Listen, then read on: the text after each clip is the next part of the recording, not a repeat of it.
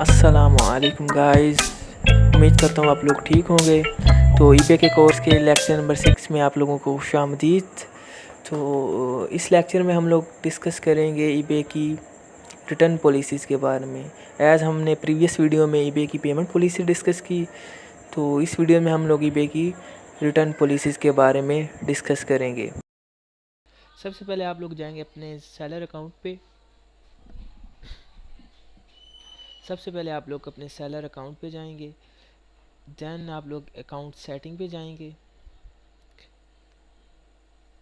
Account setting में proceed करने के बाद देन स्क्रॉल डाउन करेंगे, तो देन आप लोग जाएंगे अपने बिजनेस पॉलिसीज़ के बारे में। देन आप लोग अपनी बिजनेस पॉलिसीज़ पे जाएंगे। बिजनेस पॉलिसीज़ में प्रोसीड करने के बाद देन आप लोग क्लिक करेंगे रिटर्न्स के ऊपर। यहाँ पे 3 ऑप्शन आप लोगों को दिखाई दे रहे हैं, एक पेमेंट है, द सेकंड वन रिटर्न्स और थर्ड वन पोस्टेज। तो आप लोग रिटर्न पॉलिसी क्रिएट करेंगे। क्रिएट पॉलिसी पे क्लिक करते हैं तो देन रिटर्न को चूज़ करेंगे। रिटर्न पॉलिसी आ गया। तो सीन कुछ इस तरह है कि जो आप लोगों की रिटर्न पॉलिसी होती है वो सप्लायर पे डिपेंड करती है कि वो कितनी देर लेगा अपनी रिटर्न को एक्सेप्ट करने में। मीन कि वो 60 डेज़ एक्सेप्ट करता है, 30 डेज़ एक्सेप्ट करता है, 40 डेज़ एक्सेप्ट करता है। लाइक अमेज़ॉन 30 डेज़ की रिटर्न पॉलिसी एक्सेप्ट करता है एंड वालमार्ट 90 डेज़ की एक्सेप्ट करता है। तो आइए हम लोग चलते हैं अपनी रिटर्न पॉलिसी क्रिएट करते हैं। तो पॉलिसी नेम देंगे, हम लोग देंगे सैम्पल पॉलिसी। ठीक है, सैम्पल पॉलिसी। पॉलिसी डिस्क्रिप्शन देंगे कि मैं फॉर एग्ज़ाम्पल मैं कर रहा हूँ 60 डेज़ रिटर्न पॉलिसी। आप लोग आगे डेट भी डाल सकते हैं अपनी आसानी के लिए। लेट्स सपोज मैं 18/08/2022 को क्रिएट कर रहा हूँ ये पॉलिसी।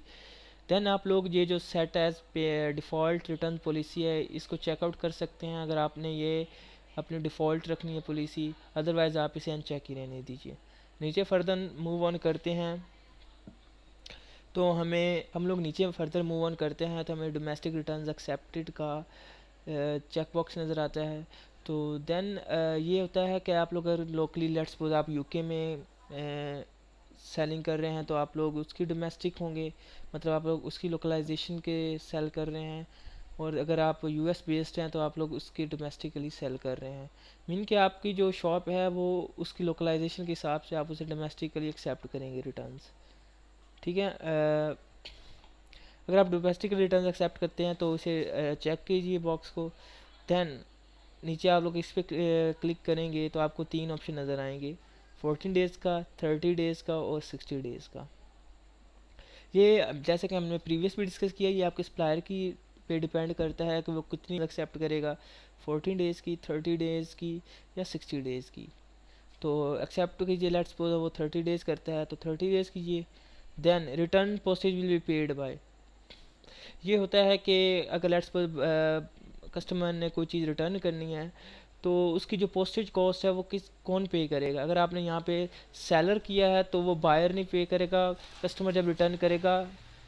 अगर आपने यहाँ पे सेलर ऑप्शन चूज़ किया है तो जब कस्टमर को चीज़ रिटर्न करेगा तो वो सेलर को फ़ीस चार्ज होगी।